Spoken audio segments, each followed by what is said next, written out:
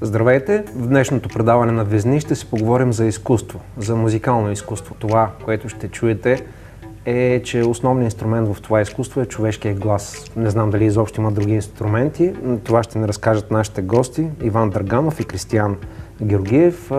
Представяме ги. Добре сте дошли. Да ви представя като шампиони по битбокс. Нали така? Можем да кажем. Да. Първенци по битбокс. И правилно ли е да се каже, че основният инструмент в вашето изкуство е човешкия глас? Разделяме се на по-музикални битбоксери и на по-технични битбоксери. Примерно. Това е музикален битбокс. Това е техничен битбокс. Техничен. Да.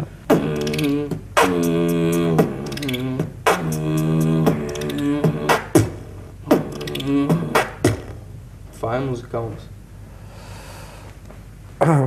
Аз загубих ума и дума, представих си как се опитвам да направя аз нещо такова, щях да звуча като силно настинал прахтящ кон. Колко време ви отнес да стигнете до това ниво? От колко време се занимавате с битбокс? Ами... 2 седмици, добре? Ще да си цяло чудо. Значи на мен по принцип ми отне към...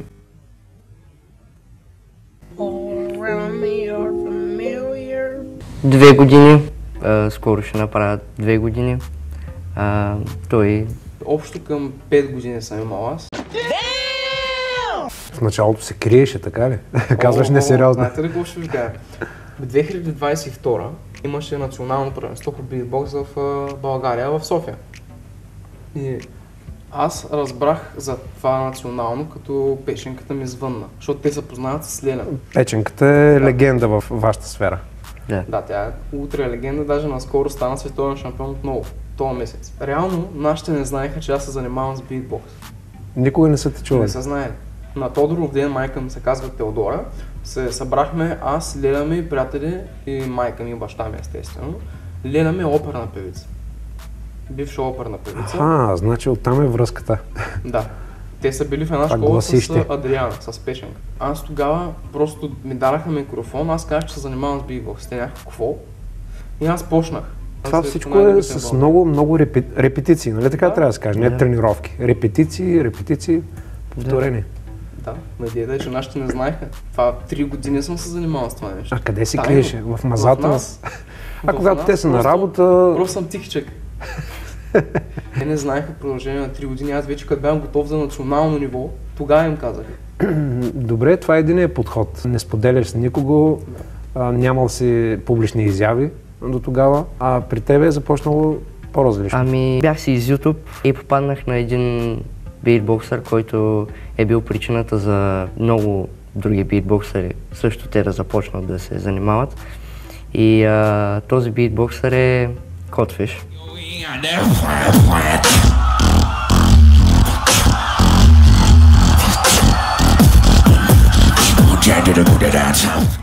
Който неговия стил се доближава един вид до неговия стил. Това е стандарт, който гониш, следваш и искаш дори да надскочиш. Не, да надскоча, да. Да го следвам чак не, защото като пример за поддържание, казвам. Пример за поддържание, да. Да, в такъв смисъл следване. Защото този контрол, който той има неговите звуци, той няма много звуци, той има 5-6 звука на кръст. Той ползва това са. И той просто ги контролира толкова добре. Успява с тези звуци просто да ги представи по такъв начин, в такава композиция, че да успее да спечели световно състезание. Добре, интересно ми е, вие предварително записвате ли си някъде тази композиция, която ще представите? Как става с нотни тетрадки? Нямам представа, обяснете. С ноти и Не, да, интересно ми е как се записват тези композиции. Сигурно си има някаква специфика, термини, някакви символи, които ползвате, или всеки сам се спасява? Да, значи по принцип има някои битбоксери, които си ги записват и на нотни тетрадки всъщност. Има. Това аз не го знаех. Да, но повечето просто варят телефона, влизат в диктофона и просто натискат старт и започват, правят композицията и записват оттам. И после се опитват да я наподобят същата по време на някакво представяне. Главната тема на бита, оттам нататък могат да надградят или да се проварят.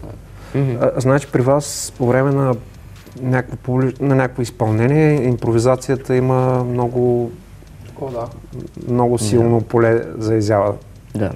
По принцип има битбоксери, които са много добри в импровизация.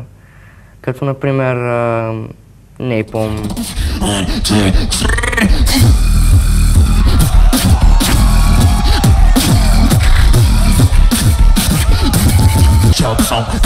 И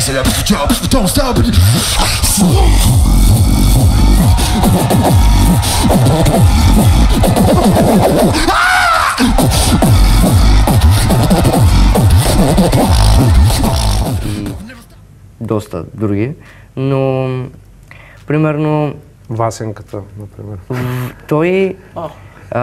той не е толкова импровизиращ, той не импровизира, той се придържа към това, което той си е замислил. Аз, примерно, като замисля... Твоето сценично име, извинявай.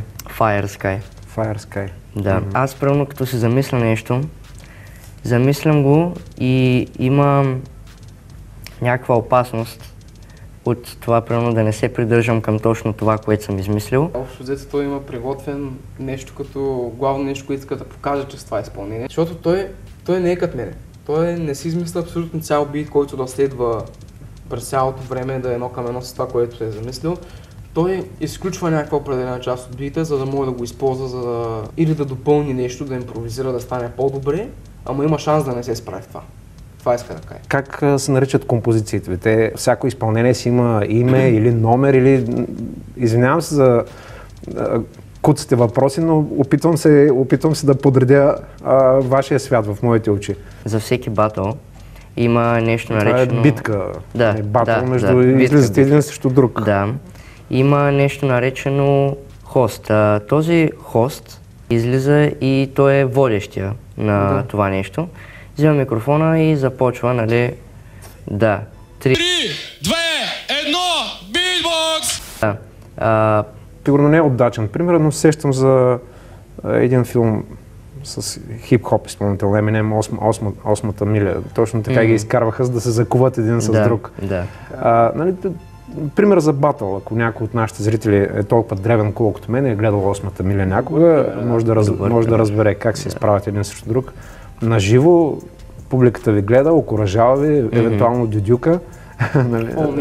Не, феновете, почитателите на битбокса са добронамерени към всички, така? Да. Мисля, че до сега не сме представили самото комюнити как изглежда битбокс комюнитито. Искам да го кажа на всички, защото мисля, че по този начин тези, които гледат това предаване и са готови, нали, им е интересно да започнат да се занимават. Искам само да кажа, че сцената е може би най-комфортното място за един битбоксър, защото винаги публиката на такива места ви окуражава. Да, независимо дали правим нещо, което не е добро. Аз, примерно, с моите композиции гледам да действам по този начин. Аз гледам да въздействам такъв начин на хората, че да се кефят от началото до края на бита, да имам предизвестие за нещо голямо, да го направя и да го вкарам така, че всички да се кефят. И горе-долу мисля, че ми се получава. Публиката, и не само публиката, цялата общност е толкова добронамерена и толкова окуражаваща, че ти може да си някой, който сега започва и да дойде скилър при теб, примерно, да почне нещо и ти да почнеш нещо много, много простичко, ама той няма да ти каже, примерно, в този не можеш. Никога няма да се случи. Всички битбоксери имат уважение. Са около 99% всичките битбоксери са много добри хора и винаги са готови да ти помогнат, ако не е с някой звук, някоя композиция, някой пънчлайн, Да, с всичко помагат. Хайде да се върнем към първата изява на вас двамата. Не знам кога е била, преди месеци, преди седмици, при условие, че от 2 години сте на сцената. По принцип, точно за това, което той говореше, националното от 2022, не така? Да. Да. За там пуснах нещо наречено Wildcard или карта на български. Да те поканете така между другото. Ами не. Не е като в тенис. Не. Обясня? Wildcardата е нещо, което се знае с битбокс комьюнитито. Има wildcard за различни категории. Примерно крил категория, да сте цял отбор, да сте дуо, да сте така нататък. Wildcardите са един вид твоя билет за това нещо. Качваш примерно минута и 30 как правиш битбокс. Правиш и ако това, за което е организаторите категория. преценят, Слагат кой е първи, втори, трети и примерно 16 човека, да кажем. Защото за 2022 беше така, имаш 16 избрани човека от тези Винаги е лавкарите така. с дадени критерии, нали, музикалност, оригиналност, техничност и така нататък. Първият, който е номер 1 в лавкартите, се бие срещу последния. И така втория срещу предпоследния и така се разбира кой срещу кого е. Да. За съжаление не влезнах. Беше ми първата карта някога, а и тогава не разбирах чак толкова много от музика. За между другото, просто слагах някакви звуци искал и си така. да свириш часовника си. А при тебе? Аз влязах. Бях 11. Беше ми първата карта. Аз се надъхах, защото исках да направя нещо. Исках да се покажа, вижте, този нов битбоксър показва се наяве, казва се Васик. Тогава пуснах, казах, що бит, бе. We're gonna do this tonight.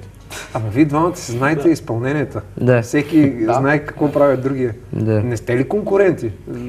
Ами, да. Хем сте конкуренти Така не е между ли вас. по-забавно? Не, усеща се едно взаимно уважение, една топлина между вас абсолютно. двамата. Да, Не абсолютно, звучите да. като врагове, които Абсолютно, гледат си да. пригръзат гърлата. Напротив, Да. Ние звучите не сме като в много, UFC. Ами, много близки се звучите, като Да. колеги и приятели. да, така е.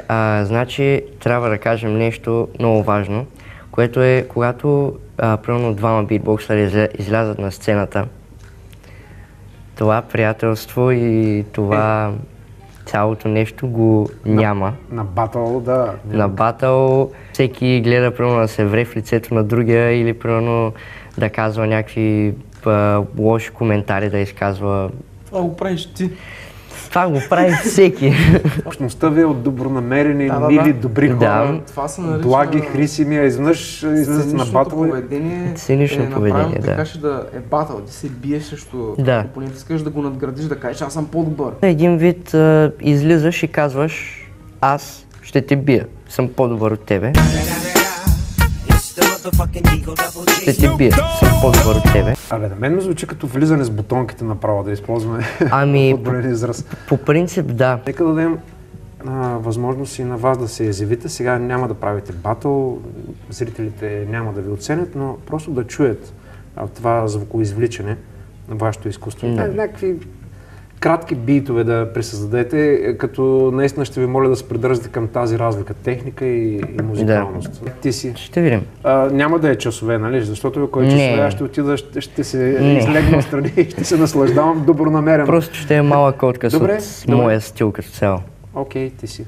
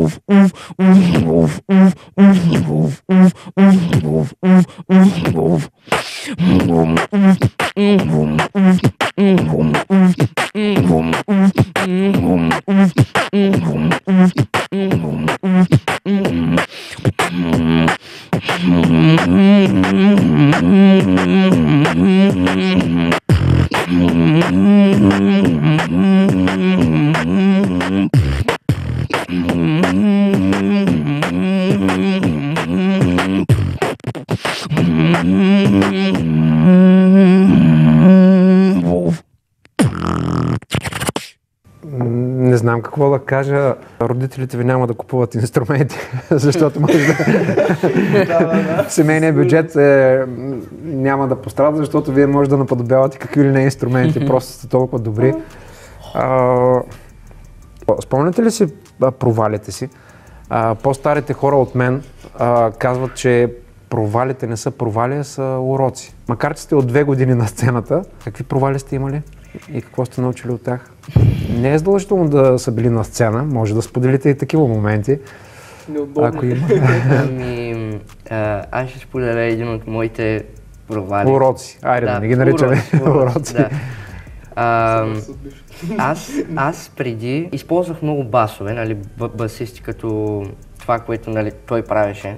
Първата ми битка всъщност беше срещу текущия национален шампион. Беше онлайн цялото това нещо, той ме би, беше ужасно, много зле, той ме би. И сега в интерес на истината ще имаме битка отново. Аз и той, този път на сцена обаче. Текущо състезание в Габрово. Където ще участват и на световно ниво признати битбоксери като Биг Бен и Стан. Нашински битбоксери. Тези не са наши. Не, тези не са наши, те са от Белгия. Стан е белгийски шампион, но интересен факт е, че... Белгийският шампион ще дойде в едно габровско село. Не, значи нивото, искам да кажа, че нивото е много високо. Много високо, да. Стан, този белгийски битбоксър, той беше на световното срещу наш български, Максо. И Максо го би, беше много интересна битка. И един интересен факт е, че Стан е роден в България. Даже есенството ми мисля, че е Станислав Димов. Това не го знаех.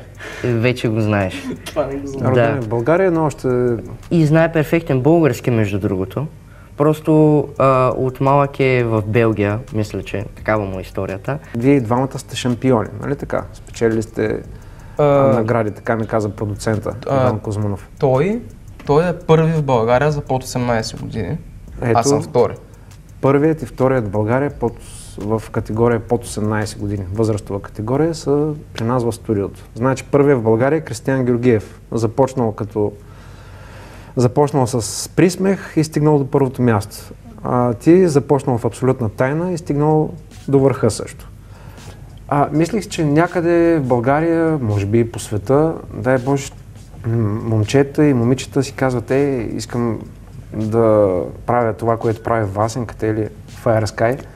И да правят също, опитват се да ви следват, да ви наподобяват, да ви надскочат, да ви надхвърлят. И вие сте минали през същия процес. Вие сте доказателство, че нещата с много труд, с много усилия и търпение и лишение се случват. Нали така? Хората да искат да са като нас, според мен е още малко рано за този процес. Има на къде да се развием стиловете, музикалните, смисъл не само като битбоксери, като музиканти, нали, един вид. Благодаря ви за отделеното време. За мен беше удоволствие и необичайно усещане да гледам какви чудеса правите с гласовете си, какво правите тук, седнали на стол. Представям се на сцена какво е в подходяща атмосфера. Уважаеми зрители, днес ни гостуваха Иван Драганов, Васенката, това е неговото сценично име, и Кристиян Георгиев, Fire Sky, момчето, което подпалва небето с битове. Благодаря ви много за това участие, беше страшно зареждащо и аз лично с удоволствие ще си го споделям навсякъде и ще кажа на дъщеря ми, на сина ми, вижте с какви хора направих интервю. Благодаря ви и много успехи на сцената и много спечелени батали. Когато се изправите един срещу друг, тогава нека по-добрият в момента да победи, а после приятелството остава. А с вас до нови срещи, уважаеми зрители.